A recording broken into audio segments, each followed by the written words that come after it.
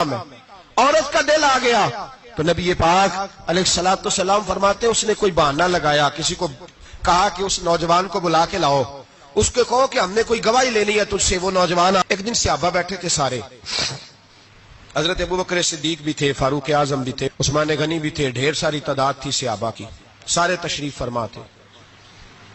حضرت عبداللہ ابن عمر رضی اللہ تعالیٰ عنہ حدیث کے راوی ہیں اور مستدرک للحاکم کے اندر، ابن حبان کے اندر یہ روایت موجود ہے۔ فرماتے ہیں صحابہ نہ بات کر رہے تھے، اور بات یہ کر رہے تھے کہ یار لوگوں کو گناہوں سے کیسے روکا جائے،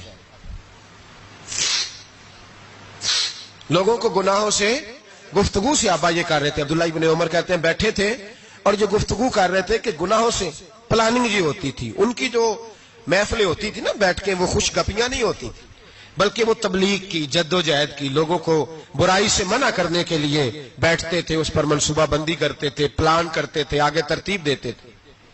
گفتگو ہو رہی تھی تو اب آپس میں بات ہونے لگی کہ کون سا گناہ زیادہ برا ہے جس پر سب سے پہلے کام کیا جائے۔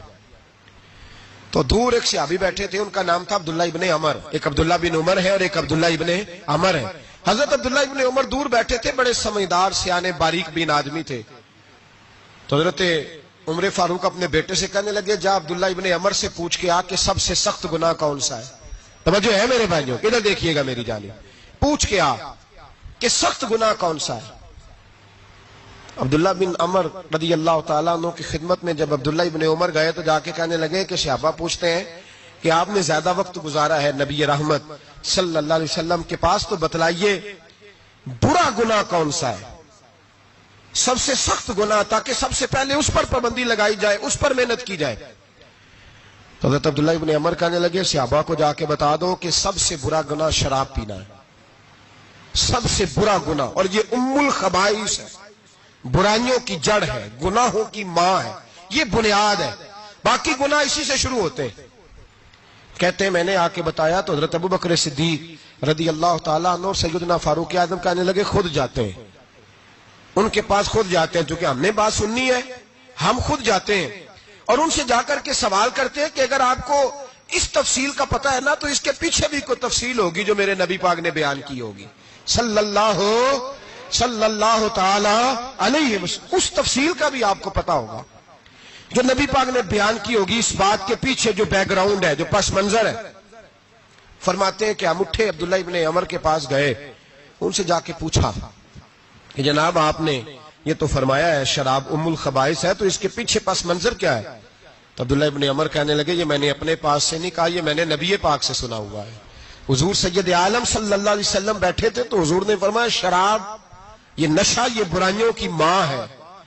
اور پھر حضور نے ایک مثال بیان فرمائی، نبی رحمت علیہ السلام نے فرمایا بنی اسرائیل کا ایک واقعہ ہے، ایک خوبصورت جوان تھا تو ایک عورت کا دل آ گیا اس پر۔ یہ یاد رکھ لیں، ہم لڑکوں کو منع کرتے رہتے ہیں لیکن ہمیں گھر کی بچیوں پر بھی توجہ دینی ہوگی، ہمیں ان کے فون پر بھی نگرانی کرنی ہوگی، ہمیں وہاں بھی غور کرنا ہوگا، اس لیے کہ اگر کوئی بچی گنجائش نہ دے تو میرا خیال ہے کہ لڑکا جرت کرنے کی طاقت نہیں رکھتا، تو وہاں بھی ان کی اماں سے کہے کہ پابندی لگائے، بچی کسی کا موبائل لے کر کے کہیں اس کو استعمال تو نہیں کر رہی، اس پودے پر بھی توجہ دے، درخت بننے سے پہلے اس کی بھی نگرانی کریں، یہ بھی بڑا ضروری کام ہے۔ عورت کا دل آ گیا تو نبی پاک علیہ الصلوۃ والسلام فرماتے اس نے کوئی بہانہ لگایا، کسی کو کہا کہ اس نوجوان کو بلا کے لاؤ، اس کو کہو کہ ہم نے کوئی گواہی لینی ہے تجھ سے۔ وہ آیا، ایک کمرے میں داخل ہوا تو اگلے کمرے میں لے گئے، وہاں داخل ہوا تو اسے اگلے کمرے میں لے گئی، وہ داخل ہوا تو اسی طرح 7 مکفل کمروں میں لے گئی۔ میرے کریم رسول، میرے محبوب پاک علیہ السلام فرماتے ہیں، صحابہ کو سمجھا رہے ہیں میٹھے لب و لہجے میں، فرماتے جب سب سے پچھلے کمرے میں لے گئی تو ایک لڑکا بندھا ہوا تھا وہاں رسیوں سے، شراب کا پیالہ پڑا ہوا تھا، اور بی بی کہنے لگی کوئی گواہی شواہی نہیں لینی، تجھے اس لیے بلایا ہے کہ تیرے اوپر دل آ گیا ہے، اب میرے ساتھ منہ کالا کر۔ تو وہ جوان کہنے لگا نہیں، میں نے اپنے نفس کو پاک رکھا ہوا ہے، میری نظر بھی پاک ہے، دل بھی پاک ہے، اور اس کی برکت یہ ہے کہ رب نے میری روح کو بھی پاک رکھا ہوا ہے، تو میں یہ حرکت نہیں کر سکتا۔ پاک لوگ پلید کاموں کی جانب توجہ نہیں کرتے، میں یہ حرکت نہیں کر سکتا. اقبال نے اپنے بیٹے کو دعا دی تھی. اس نے کہا تھا حیا باقی نہیں ہے زمانے کی آنکھ میں، خدا کرے کہ رہے تیری جوانی بے داغ، خدا کرے کہ رہے تیری جوانی بے داغ. کہا میرے ساتھ منہ کالا کر. اس نے کہا میں نہیں کرتا. کہنے لگی چل پھر اس کو قتل کر، اس کو میں نے باندھا ہوا. اس نے کہا میں قتل کیوں کروں، میری کیا دشمنی ہے. کہا پھر شراب پیو. کہا میں شراب بھی نہیں پیتا. تو وہ کہنے لگی اب تو میں نے تجھے اپنے چنگل میں پھانس لیا ہے، اب تو یہاں سے بچ کے جا نہیں سکتا، اور اگر تو باہر جائے گا تو میں شور کروں گی، لوگ جمع کروں گی. اس نے میری عزت آبرو پہ ہاتھ ڈالا ہے تو بچ تو نہیں سکتا، ایک کام تو کرنا پڑے گا.